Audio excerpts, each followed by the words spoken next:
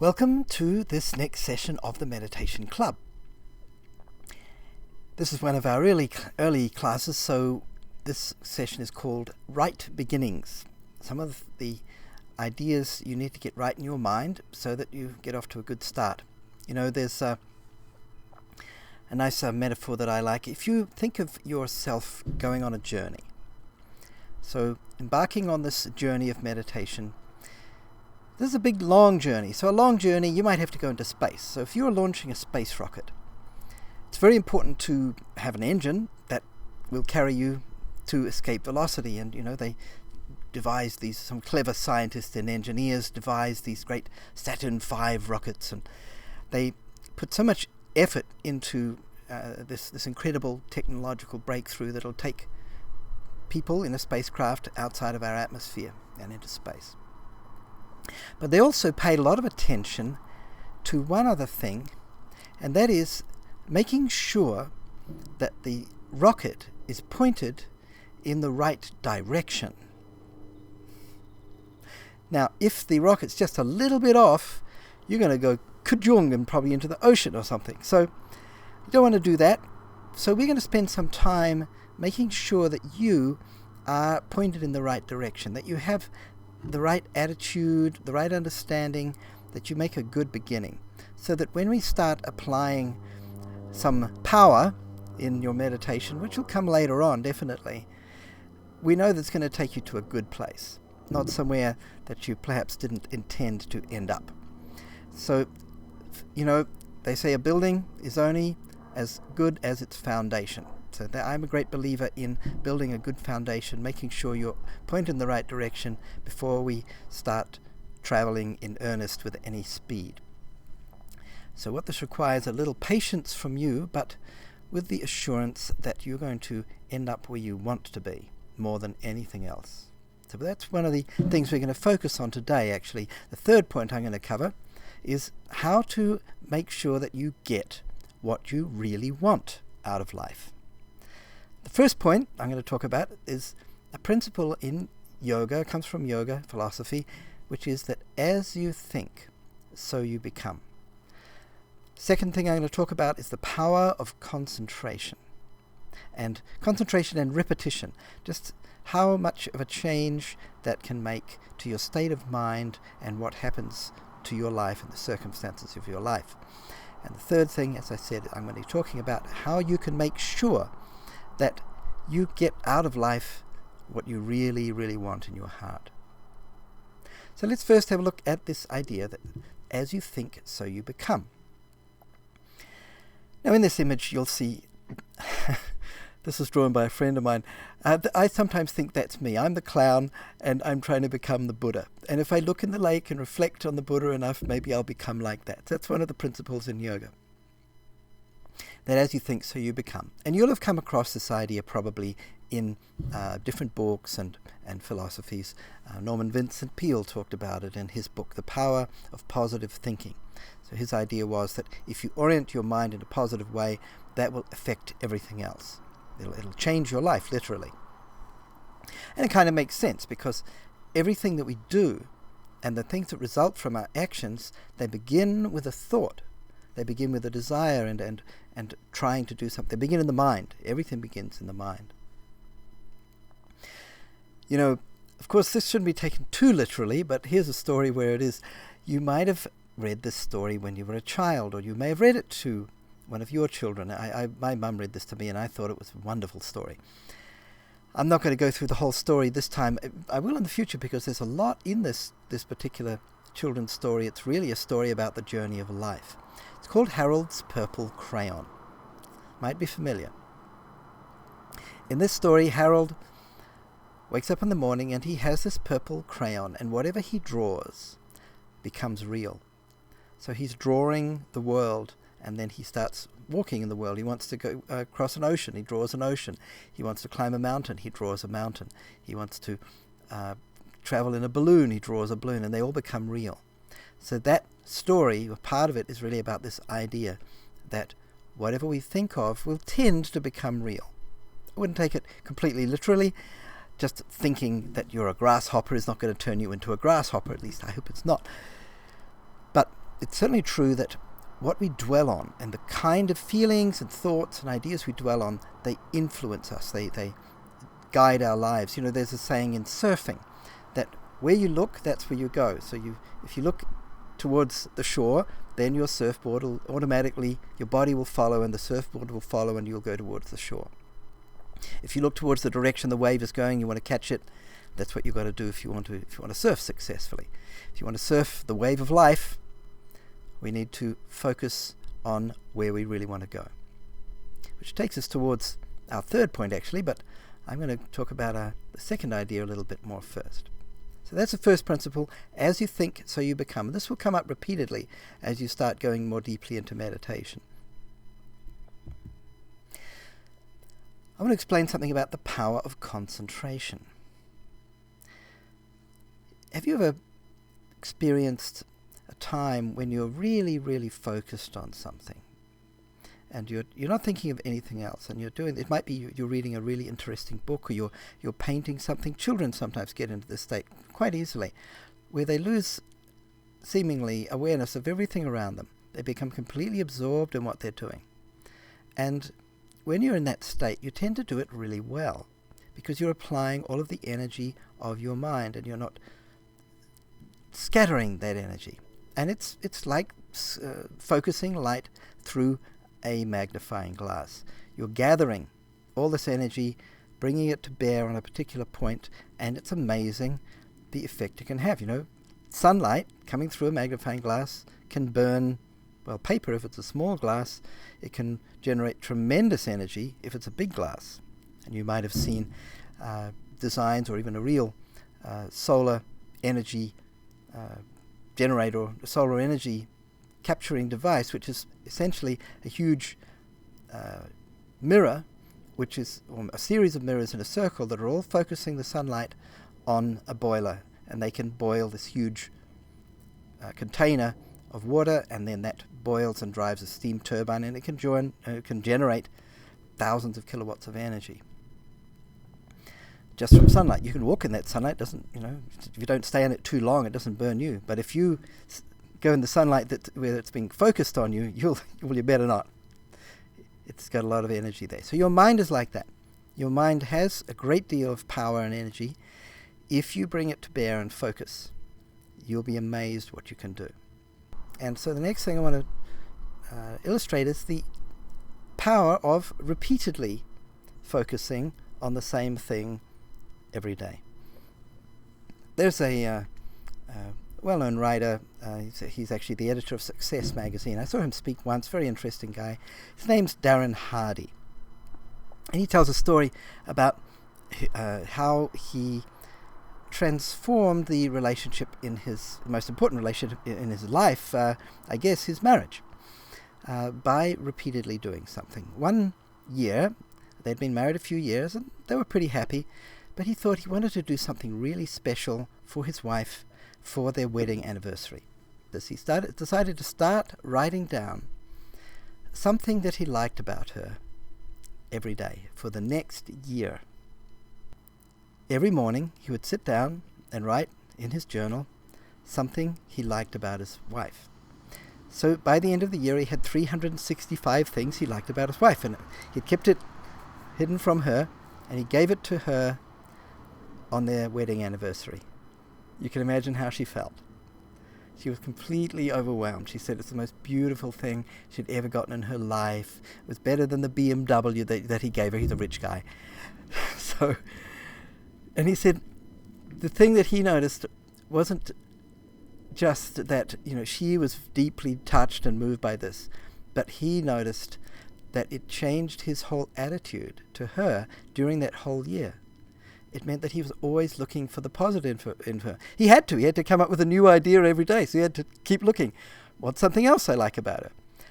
It meant that he was focusing on all the things he liked about her, and that really transformed their relationship. He could have chosen the opposite. He could have decided he's going to sit down and write something he doesn't like about his life for the whole year. But why would he want to do that? It's going to make him feel horrible. They're going to end up hating each other, and that's not what he wants. But what this means is that if we decide to do that just a little bit each day, we sit in meditation, we focus on a very positive idea every day, it gives us control. It gives us the power to decide what direction our life is going to go in. And though it may not seem like very much each day, when you add them up over a long period, it completely changes everything about how you feel about yourself, how you feel about what's happening in your life. So the power of concentration and the power of repeatedly concentrating on something positive, very uplifting every day, which is essentially what meditation is tremendous, and it's cumulative. It'll build up over time. The third thing I want to tell you today is how to get what you want, or well, it's more than that. Before you can get what you want, you've got to figure out what you want. Now, Darren Hardy, in that example, he chose to think about something positive about his wife, and that transformed his marriage. That's great. What would it take to change the way that you experience your life? What kind of thing are you going to think of? And think about all the other stuff you think of. When you're just walking along, or driving your car, or doing some mundane kind of work, what about all the thoughts that come to your mind? If you're like me, to be honest, and most people, we actually think a lot of junk, a lot of useless stuff. And we repeatedly think it, I've got to go and do this, I've got to go to the post office. And you think 20 times, you only have to go once. Or I'm afraid I'm afraid that somebody doesn't like me, or I'm afraid that I've got to give this presentation and I might mess it up. And you keep worrying about it, you get anxious, and it makes you feel bad, and you get stressed. And we are thinking a bunch of junk all the time. Most of it's useless or negative. And it's not really what we want. If we want to take control of our lives, first we need to understand what we want, and secondly, we need to focus on that. So I want you to do a very simple exercise. Take a piece of paper and a pen, and I want you to answer this question. What do you want? Write it down. What do you want most? What's the most important thing to you? Let's get a little more clear. Okay, maybe you've got 2 or 3 things. Let's start with one. Pick the one you want the most. What do I really want? Then I'm going to ask you again, why do you want it? So tell me why you want it. Write it down. So you wanted something, and there's a reason why you wanted that. Why do you want that? So, for example, you want a BMW. Why do you want a BMW? So, I'll have a car that's really reliable and is nice to drive. Why do you want to have a car that's really reliable? So that I don't have to worry about it. So that I know I can get in my car and get where I'm going and not have to be concerned about it breaking down. Why do you want to be unconcerned and free of worry? See where we're going with this? Well, if I'm unconcerned and free of worry, then my mind will be free. I'll feel relaxed. So what you actually want isn't the BMW. You want to feel relaxed. Get what I mean? Behind all of our desires and the things we think we want, and they're often external things, or perhaps things to do with a relationship or connection with someone else, behind all of those there's always another desire and another one, and we always get back to, what do you think? People want to be happy. They want to feel free. They want to feel love. They want to feel peace. I've done exercises with groups, thousands and thousands, tens of thousands of people, asking them these simple questions. And what I've realized, and I kind of knew already, but what it really proved to me is that everybody wants the same thing. Everybody wants a state of peace, love, and happiness. Once you know what you really want, why not go straight for that? Okay, you can do the other things. We live our lives. We have all kind of activities we need to do. And we want to achieve things. But it's important to remember, why are we really doing it? What are we aiming for? So that we don't get caught up in the in-between reason and lose sight of what we really want, which is to experience a state of love, peace, and happiness. And that might be by bringing happiness to other people. We can get to this in all kinds of ways. But in the end, what everybody is looking for is a certain state of mind of perfect bliss, peace, and happiness. So that's what we focus on in meditation. That's when we bypass all of those in-between steps and go straight for the big prize, what we actually want in our heart of hearts. And that's what we're going to focus on now in our meditation exercise.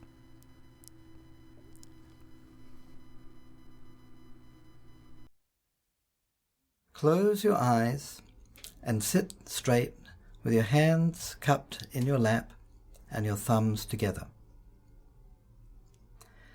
Keep your back straight, but relax your shoulders. Take a slow, deep breath in, and as you breathe out, let go of any tension in your shoulders or your back or your neck. Breathe in again. And as you breathe out, just let go. Breathe through your nose if you can comfortably. With each in-breath, feel energy coming into your body, making it easy to sit straight. As the breath leaves your body, let it take any stress or worries with it. Feel that you are watching your mind. Observe its behavior. Watch the thoughts and emotions. Notice how your thoughts are not you. You are the one watching them. Avoid reacting to feelings and thoughts. Simply observe.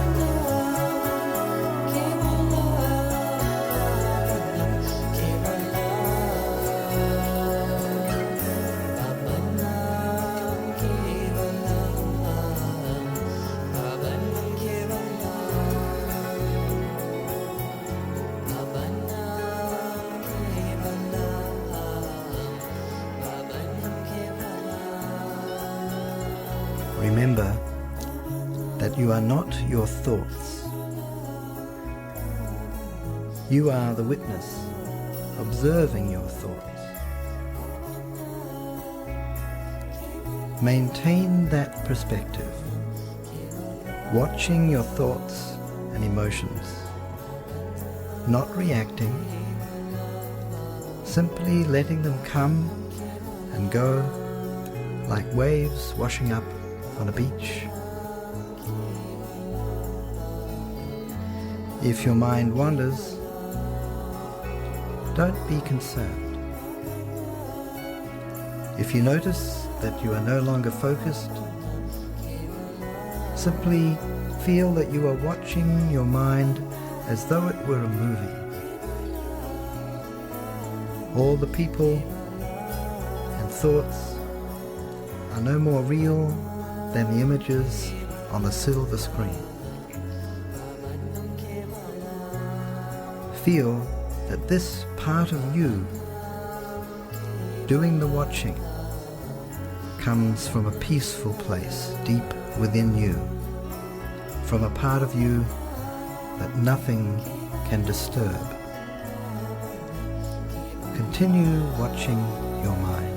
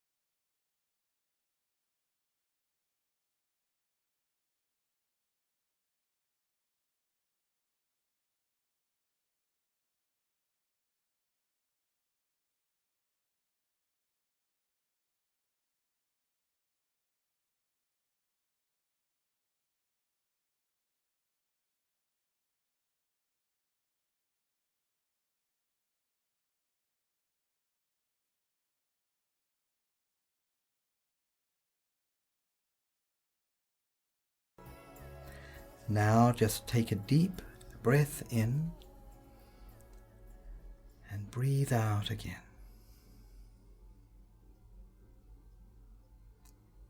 Remember that you are here, sitting in this place.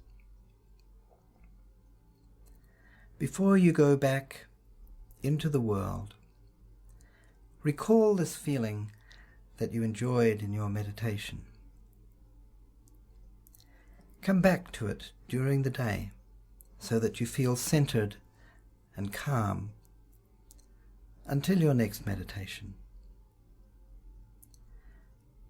And now, when you feel comfortable, you can open your eyes.